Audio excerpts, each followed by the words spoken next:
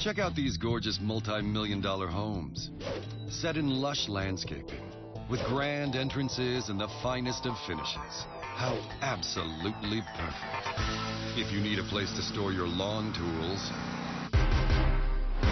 because this isn't the rich guide, it's the filthy rich guide. We'll meet people with homes the size of state parks. He'll have to settle for 39 bathrooms. Floating estates with the best ocean views. We're talking boats the size of aircraft carriers. And billionaires who buy mansions like donuts by the dozen. He plays Monopoly, and he's chosen Malibu. And to understand this world, you'll need a guide. The Filthy Rich Guide to billion-dollar listings. Every billionaire needs a place to hang his hat. A modest, cozy, 48-bedroom bungalow where he can relax and take it easy after a day of making millions. We're going to show you the ins and outs of getting and maintaining some of the most ridiculously expensive homes.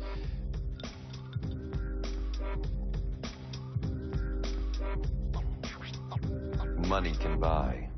The first rule of filthy rich real estate: make it bigger. When the filthy rich buy a home, they go big. No, bigger than that. And then they go even bigger.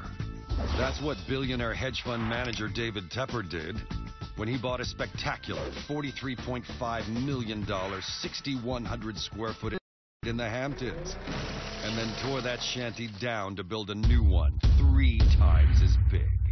Everyone knows when you buy a house in the Hamptons, the first thing you have to do is tear it down. No one wants a hand-me-down.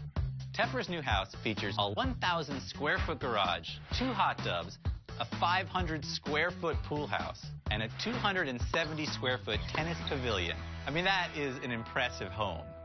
But it's practically adorable compared to his Hamptons neighbor, Ira Rennert. This junk bond mastermind didn't make $6 billion by playing it small. Ira Rennert owns this enormous mansion in the Hamptons, one of the biggest houses in the United States. Just how big? This $248 million pad has the square footage of 2 football fields, with 10 chimneys and 3 pools. But embarrassingly, only 39 bathrooms. Time for an add-on. Ira Rennert built one of the biggest houses in the Hamptons, but it wasn't big enough for him. According to plans filed with the town of Sagaponack, he wants to add a sauna, a Pilates studio, and 3 additional bathrooms to the 39 bathrooms this estate already has. Because according to Ira's lawyers, to walk several hundred feet to go to the bathroom is inappropriate. Can you imagine poor Ira Rennert's housekeeper going to Costco and buying toilet roll for the number of bathrooms that he must have? She basically arrives at Costco and clears the aisle. But the filthy rich Hamptons have yet to approve his plan. So he'll have to settle for 39 bathrooms in the meantime. Guess Ira's gonna have to hold it just a little while longer. The next rule of filthy rich home buying: why buy one enormous house when you can buy 20? For the rich, buying a home and maybe a beach house is the goal. But for the filthy rich, this is a volume game. They buy real estate in bulk.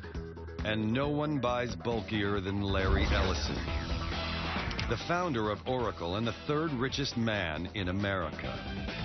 Larry Ellison is a billionaire, doesn't just do business. He plays Monopoly, and he's chosen Malibu.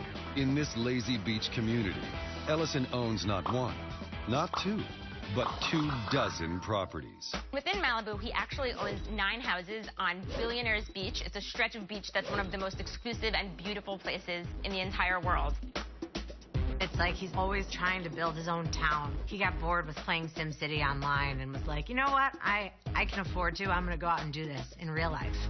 And these homes aren't your average beach bungalow. They're enormous. One of Ellison's estates is so sprawling, it has a cable car to take you from the house to the pool. But not everyone loves beachfront property.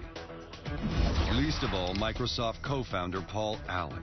Allen recently unloaded his Malibu pad to filthy rich buddy and CBS head honcho Les Moonves because he hated the sound of the ocean. I mean, I hope that Paul Allen is now sleeping peacefully with his $3 million profit and no more sounds of the ocean. Apparently, his expensive noise reduction system didn't work out. So the filthy rich love to buy and build big. They also love to buy in bulk. But some are motivated to buy real estate for a nobler cause. Buying for love. And the Don Juan of romantic real estate, Russian billionaire Vlad Doroinin. When one of your boyfriends is a billionaire, you don't say, hey, can you buy me a nice piece of jewelry? You say, I need a couple of houses built just the way I want them. And that's exactly what Naomi Campbell did. And that's exactly what Vlad did when he built her a home that looked out of this world. Supermodel and a super powerful man together, and you get a super futuristic house. Designed by architecture superstar and straight-line-ophobe Zaha Hadid. The 28,000 square foot Moscow adjacent home features gigantic glass panels, 2 master bedrooms floating atop a 65-foot tower, and curves smoother than hers. Almost. Really cool house. I'm sure it'll make a beautiful nest for these 2 lovebirds for the rest of their life. Well, they ended up breaking up. I mean, that's the problem with supermodels. Is even a mansion that's right out of Star Trek isn't going to keep her, on your arm. Speaking of failed relationships, you can also use real estate to stick it to your ex-wife, like Russian billionaire Dmitry Rybolovlev allegedly did. This guy was going through a divorce, and apparently, according to his wife, he was buying up property under his children's names so she couldn't get her hands on the money. He denied the allegations, but she says the Russian fertilizer king went on a real estate buying spree. $98 million for Donald Trump's 33,000 square foot Palm Beach mansion. $88 million for a New York penthouse. 2 Greek islands, one's owned by Aristotle Onassis. $20 million for Will Smith's Hawaii getaway. $300 million on a Monaco penthouse. $300 million for a penthouse? I'd haggle him down. But if that was his plan, it didn't work. A Swiss court finally settled this divorce case, and Rybolovlev is paying his wife around $4.5 billion. If appeals fail, it will be the biggest divorce payout in history. He's been hit so hard, he might have to change his name to Dmitry Robbed of Everything. Stay strong, Dmitry.